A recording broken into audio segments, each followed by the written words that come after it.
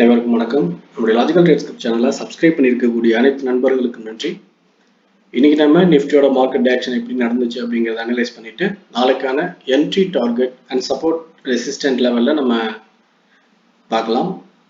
இன்னைக்கு market direction மட்டும் இல்லாமல் நேற்று நம்ம வீடியோஸ் போடல. ஸோ அதுக்கான நேற்றும் நடந்த மார்க்கெட்டோடைய டைரக்ஷனையும் சேர்த்து பார்த்தரலாம்.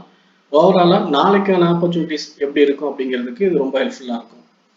எப்பயுமே ப்ரீவியஸ் சார்ட்டை ரீட் பண்ணி அதில் இருக்கக்கூடிய டீட்டெயில்ஸ் எல்லாம் கேதர் பண்ணதுக்கப்புறம் நமக்கு நாளைக்கான என்ட்ரியை அனலைஸ் பண்ணுறதுக்கான ஆப்பர்ச்சுனிட்டிஸ் நிறைய கிடைக்கும். ஸோ அப்படி தான் நம்ம பார்ப்போம்.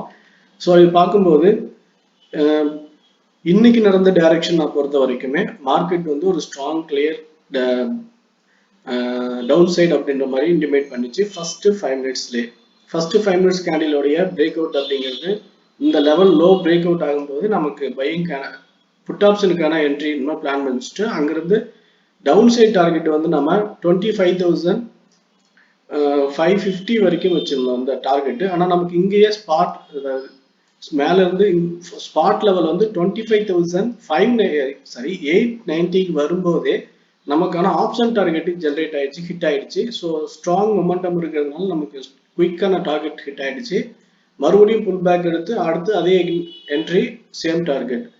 ஆனா இதுக்கப்புறம் கால் மேல போறதுக்கான இன்டிமேஷன் வந்து நம்ம அவாய்ட் பண்ணிட்டோம். காலுக்கான லெவல் அப்படிங்கிறத பொறுத்த வரைக்கும் நமக்கு ஆப்போசிட் டைரக்ஷன் அப்படிங்கிறதுனால நம்ம இதை அவாய்ட் பண்ணிட்டோம். ஏன்னா ஃபர்ஸ்ட் ஆப்ஷன் அப்படிங்கிறது நம்ம டவுன் சைடுக்கான மூவ் அதுதான் பார்த்தோம். ஸோ இது நம்ம அவாய்ட் பண்ணிட்டோம். மறுபடியும் இந்த லெவல் பிரேக் அவுட் ஆகும்போது அங்கிருந்து புட்டுக்கான லெவலை பார்த்தோம்.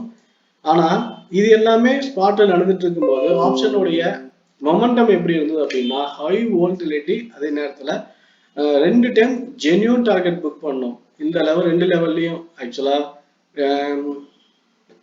ஃபர்ஸ்ட் 9:30 இருந்து 10 o'clock வரைக்கும் ஒரு நல்ல என்ட்ரியும், அதுக்கப்புறம் 10 இருந்து 11 இன்னொரு என்ட்ரி டார்கெட்டும் எடுத்தோம். அடுத்து 11:15 இருந்து 150 வரைக்கும் மொமெண்டம் வந்து பாத்தீங்கன்னா ரொம்ப வீக்கா இருக்குது அப்படிங்கறதுனால ஆப்ஷனுடைய டைரக்ஷன் ரொம்பவும் வீக்கா இருந்துச்சு. ஸோ அதனால நமக்கான entry one stop loss hit ஆச்சு இந்த இடத்துல. அதனால நம்ம அவாய்ட் பண்ணிட்டோம். அதுக்கப்புறம் என்ட்ரி எடுக்கல.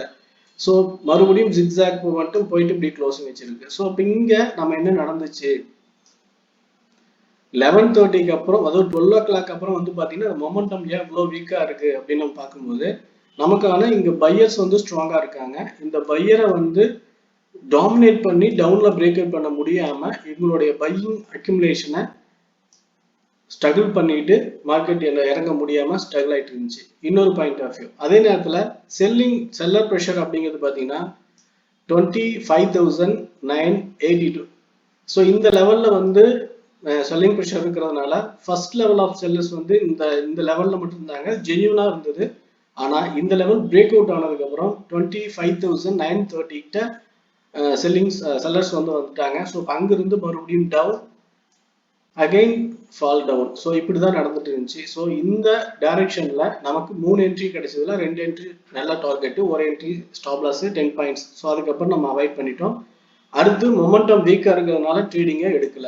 ஓகே, மொமெண்டம் வீக்கா இருக்கிறதுனால நமக்கு டைரக்ஷன் தெரிஞ்சாலும் எடுக்கலாம்ல, இதுல என்ன பிரச்சனை இருக்கும் அப்படின்ற மாதிரி நினைச்சிருக்கலாம். ஆனா முக்கியமான விஷயம் ஆப்ஷனை பொறுத்த வரைக்கும் நம்ம இந்த லெவல்ல வரும்போது 25,930 லெவல்ல புட் ஆப்ஷன் என்ட்ரி எடுக்கலாம் அப்படின்னு நினைச்சா புட் ஆப்ஷனை பொறுத்த வரைக்கும் ஒரு நம்ம ஸ்ட்ரைக் லெவல் வந்து 26,200 ஸ்ட்ரைக் எடுத்திருந்தோம். 26,200 100 ஸ்ட்ரைக்ல நமக்கான என்ட்ரியை பிளான் பண்ணும்போது அங்க என்ன இருந்துச்சுன்னா என்ட்ரிக்கான மொமெண்டம் அப்படின்னு நம்ம என்ட்ரி ஓகே, ஃபார் எக்ஸாம்பிள் நம்ம இந்த லெவல் பிரேக் அவுட் ஆகும்போது நம்ம என்ட்ரி எடுக்கலாம் வெயிட் பண்ணிட்டு இருப்போம். ஆனா இங்கிருந்து இப்படி போயிட்டே இருக்கோம், சடனா பிடிங்க போய் இங்கதான் க்ளோஸ் இருக்கும். மறுபடியும் நம்ம இந்த லெவல்ல வந்து என்ட்ரிக்கான பாயிண்ட்ஸ் வெயிட் பண்ணிட்டு இருப்போம். ஸோ மறுபடியும் இந்த பிரேக் அவுட்டுக்கு என்ட்ரி புல் பேக் வந்தா எடுத்துக்கலாம் அப்படின்னு, புல் பேக்கே வராது, அப்படியும் மேலே போய் டார்கெட் ஹிட் பண்ணிடும். மறுபடியும் கீழே அப்படி புல் பேக் லெவல் வருது, ஒருவேளை அகைன் இந்த என்ட்ரி எடுக்கலாம் அப்படின்னு ட்ரை பண்ணும்போது இங்கிருந்து பிரேக் அவுட் ஆகி டவுன்ல ஸ்டாப் லாஸ் ஹிட் ஆகும்.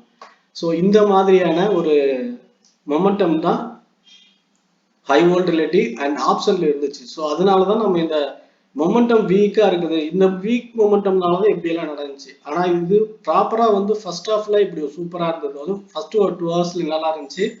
அந்த டைம்ல வந்து இப்படி ஒரு மொமெண்டம் வீக்காலாம் இல்லை. அப்ப ஜென்டலா வந்து மார்க்கெட் மேலேயும் கீழேயும் புல் பேக்கும் டார்கெட்னு ஜென்டலா போச்சு, என்ட்ரியும் கரெக்டா இருந்தது. ஸோ இதனால தான் வீக் மொமெண்டம் இருக்கும்போது நம்ம என்ட்ரி அவாய்ட் பண்ணணும் அப்படின்னு பேசுறது. ஓகே, இன்னைக்கு டைரக்ஷனை பொறுத்த வரைக்கும் இன்னைக்கு நம்ம என்ட்ரி எடுத்தோம், அதுல எப்படி டார்கெட் எடுத்தாலும் பேசிட்டோம். ஸோ நாளைக்கான டார்கெட் அண்ட் என்ட்ரியை பொறுத்த வரைக்கும் இப்போ மார்க்கெட்ல strong support and week support அப்படின்னு பார்க்கும்போது ஸ்ட்ராங் சப்போர்ட் ஆல்ரெடி நம்ம சொன்னது 26,050 to 100 அந்த ரெண்டு லெவல்ல இருக்கக்கூடிய ரெண்டு சப்போர்ட், ரெண்டு ரெசிஸ்டன்ட் அப்படிங்கிறது ஸ்ட்ராங்கா இருக்குது. இந்த ரெண்டு ரெசிஸ்டன்ட்டும் பிரேக் அவுட் ஆகாத வரைக்கும் மார்க்கெட் மேல போகாது. அதே நேரத்துல 25,700 அப்படிங்கிற இந்த லெவல் வந்து ஒரு ஸ்ட்ராங் சப்போர்ட்டா இருக்கு. அடுத்து 25,800, அடுத்து 700. இந்த 700 பிரேக் அவுட் ஆனா 650. ஸோ இந்த மூணு லெவல் இருக்கு. அதுல 25,700ங்கிறது ஸ்ட்ராங் சப்போர்ட். ஸோ இந்த ஸ்ட்ராங் சப்போர்ட் வந்து புல் பேக் ஆகலாம். ஒருவேளை பிரேக் அவுட் ஆனா 620. இந்த லெவலும் பிரேக் அவுட் ஆகுதுன்னா டைரக்ஷனே மாறும். மார்க்கெட் வந்து வேற ஒரு டைரக்ஷன்ல டவுன் சைட்ல ப்ரெஷர் அதிகமாயிடும். ஸோ அப்போ அதோட இம்பாக்ட் என்னவா இருக்கும் அப்படின்னா கரெக்ஷன் மறுபடியும் வந்து பாத்தீங்கன்னா 25,300 இந்த லெவல் வரைக்குமே வரதுக்கு வாய்ப்பு இருக்கும்.